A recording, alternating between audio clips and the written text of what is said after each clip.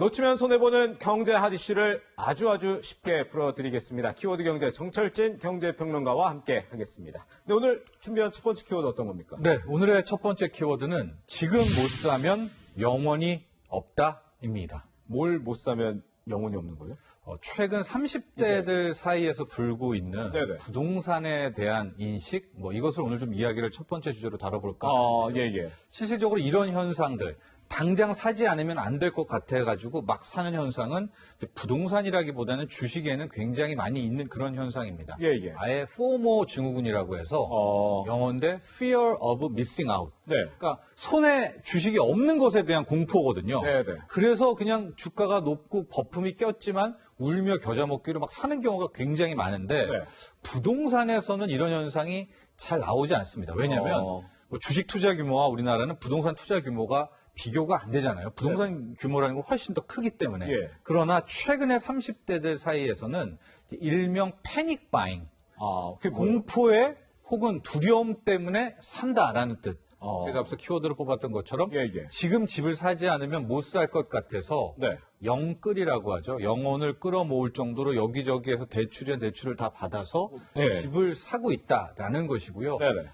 이 주제도 몇 번 다뤘지만 실은 작년 하반기부터 실질적으로 서울과 수도권에서 집을 가장 많이 사는 나이대 역시도 30대가 되는 그런 현상이 나오고 있습니다. 지금 저 보니까 올해 들어서는 아주 40대를 뛰어넘었네요, 30대가. 그렇습니다. 보통 우리가 집을 누가 사느냐? 예. 40대, 50대가 많이 삽니다. 경제력이 있으니까. 경제력도 있고요. 그렇죠. 대출도 가능하고 이런 네네. 것 때문에 소득도 안정이 돼 있고. 그러나 작년 하반기부터 우리도 몇 차례 다뤘었죠. 네. 몇 개 구간에서는 오히려 가장 많이 집을 산 그런 연령대가 30대에서 40대를 추월했다. 네. 2019년을 놓고 보면 실은 간발의 차이입니다. 30대하고 40대가. 네네. 그러나 올해 들어서 2월부터 5월까지 네. 서울에 거의 한 11,500건 정도가 거래가 됐었는데 예. 이걸 분포도로 보면은 30대가 30.7%로 압도적인 1위고요. 40대가 한 27%. 차이가 굉장히 많이 벌어졌고 네네. 30대가 서울 아파트를 가장 많이 산다? 정말 이례적인 현상이라고 볼 수가 있겠습니다. 네. 또 하나 여기서 예. 잠깐 체크를 해볼 부분이 네. 30대가 살 경우에는 아직까지 모아놓은 돈도 넉넉치 않겠죠. 그렇겠죠. 소득도 그렇게 많지 않고 네. 그런 방법이 앞서 말한 것처럼 영끌 이런저런 대출을 받았을 가능성이 높지 않습니까? 그렇죠. 실질적으로 대출 증가액들을 좀 보니까 네. 2018년 6월부터 2020년 5월까지 네네.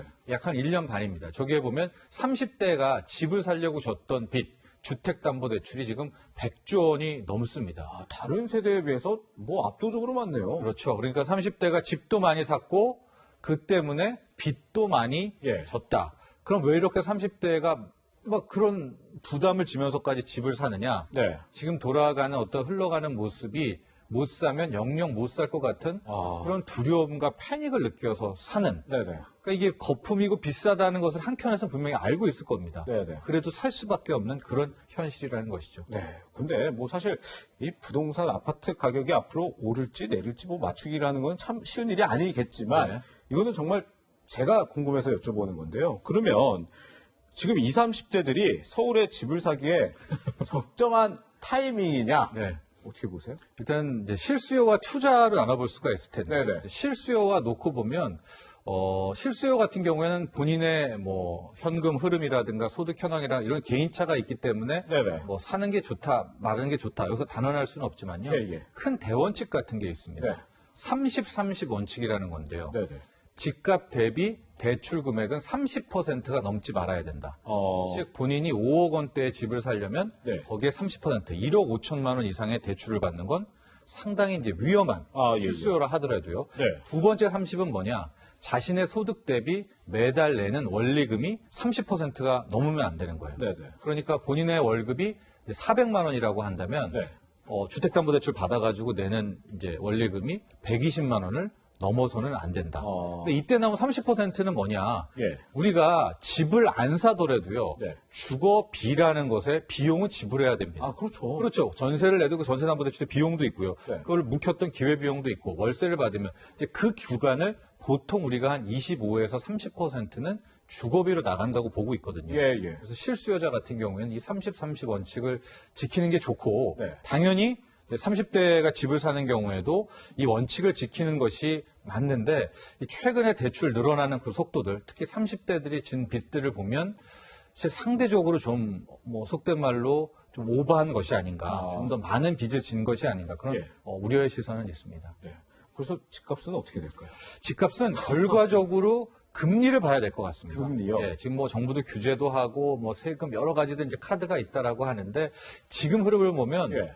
돈의 힘이 너무나 막강합니다. 어. 예, 지금 돌아가는 유동성의 힘이. 네, 네. 그럼 이것은 언제 물꼬가 마지막에 끝나느냐? 예, 예. 지금은 저금리, 초저금리고 앞으로 금리도 낮춘다고 하고 그러지만 네. 천년 만년 이 초저금리가 이어질 수는 없거든요. 예, 예. 어떤 시점에선 이 돈으로 인한 유동성도 나올 인플레도 나올 것이고 예. 그것을 잡기 위해 이제 금리를 올리는 시점이 나올 텐데 네. 이 금리 인상 시점이 크게 보면 이 주택 가격, 아파트 가격이 꺾이게 되는 뭐 대변곡이 되지 않을까 이렇게 보고 있어서 예. 향후 좀 뭐 집값 흐름은 여러 가지 뭐 규제도 봐야 되고 공급도 봐야 되고 하겠지만은 이제 금리라는 변수가 가장 중요하다고 보고 있습니다. 네.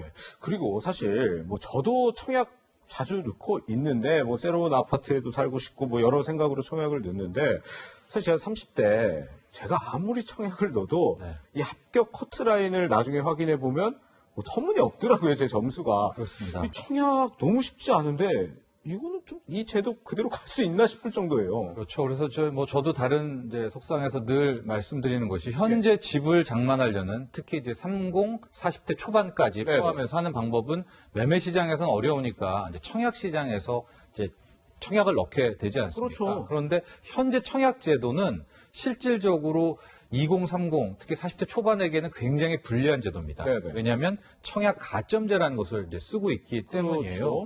그래서 이런 흐름으로 간다면 계속해서 30대들은 소외가 되고요. 네. 어쩔 수 없이 30대들이 울며 겨자 먹기로 대출을 치고 많이 오른 가격임에도 불구하고 또 뛰어들어서 집을 산단 말이죠. 예, 그렇죠. 그래서 이 청약 가점제도 꽤 오래된 제도이기 때문에 네네. 아예 라운드를 두 개로 나눠서 예. 뭐 40, 50대 기존에 했던 것처럼 무주택자 기간이 길거나 뭐 자녀 이렇게도 한 라운드가 있어야 되지만 예.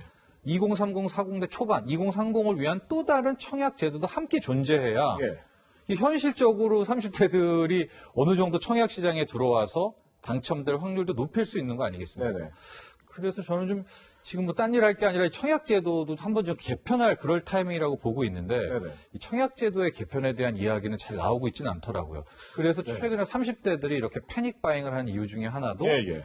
우리 뭐 송앵커도 마찬가지지만 청약에서 지금 못해요. 지금 75점 이상들이 뭐 넘쳐납니다. 그렇죠. 예, 그냥 이 청약 뭐 가점에서. 넣어보는 수준이죠, 그냥. 그렇습니다. 예. 그런 청약제도에 대해서 다시 한번 살펴볼 때가 아닌가 보고 있습니다. 예, 그렇군요. 좀 정부 관계자들이 좀 귀를 쫑긋 네. 해서 좀 들어주면 좋을 것 같은데 그런가 하면 뭐 6.17 부동산 대책 얼마 전에 발표된 뒤로 뭐 오늘부터 주택담보대출을 받아 규제 지역에 집 사면 뭐 6개월 안에 입주를 해야 한다. 뭐 네. 오늘부터 시행이 된다 그러더라고요. 그렇습니다. 이제 대출 규제는 6.17 다음인 6월 18일 기준으로 다 끊겼고요. 예, 예. 7월 1일부터 바뀌는 이제 적용이 되는 것이죠. 6.17 규제 중에서 실효가 되는 것들 보게 되면은요. 네, 효과가 네. 발생하는 것들. 대출을 받았습니다.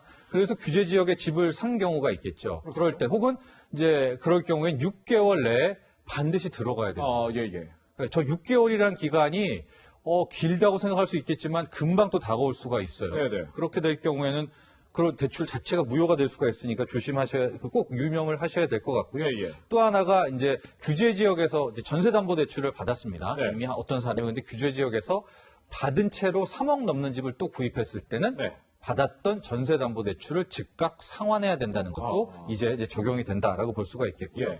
또 하나 1주택자는 1주택자 살다가 다른 곳에 전세 살 수도 있잖아요. 그렇죠. 그때 당시에 최대 한도는 이제 2억 원으로 축소가 됩니다. 네. 다만 무주택자 같은 경우에는 계속해서 뭐 수도권 4억, 5억은 적용이 될 수 있다는 것을 기억해 두시면 되겠고 네. 또 하나가 굉장히 많이 얘기가 나왔었던 임대사업자들 같은 경우에 또 법인들은 주택담보대출이 아예 안 됩니다. 네. 그러니까 기존에는 집이 많이 있을 거 아니에요. 저 임대사업자들은.